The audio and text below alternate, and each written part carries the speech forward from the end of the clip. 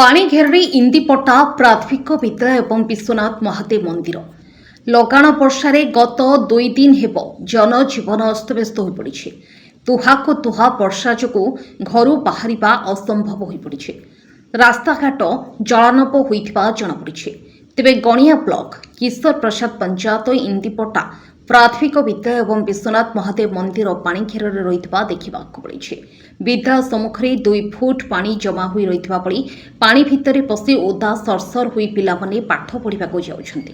ଏପରିକି ପିଲାମାନେ ଏହି ଅପରିଷ୍କାର ଜଳ ଭିତରେ ଯାତାୟାତ କରିବା ଫଳରେ ରୋଗରେ ପଡ଼ୁଛନ୍ତି। ସେହିପରି ବିଶ୍ୱନାଥ ମନ୍ଦିର ପରିସରରେ ମଧ୍ୟ 2 ଫୁଟରୁ ଅଧିକ ଜଳ ପ୍ରଭାବିତ ହେଉଛି। ଭକ୍ତମାନେ ମନ୍ଦିରକୁ ଯିବାକୁ ନାହିଁ ନଥିବା ଅସୁବିଧାର ସମ୍ମୁଖୀନ ହେଉଛନ୍ତି। ମନ୍ଦିର ଏବଂ ବିଦ୍ୟାଳୟକୁ ସଂଯୋଗ କରୁଥିବା ରାସ୍ତାଟି ମୁଖ୍ୟ ରାସ୍ତା ହୋଇଥିବାରୁ ଜନସାଧାରଣ ପାଣି କାଦୁଅରେ ଯାତାୟାତ କରୁଛନ୍ତି।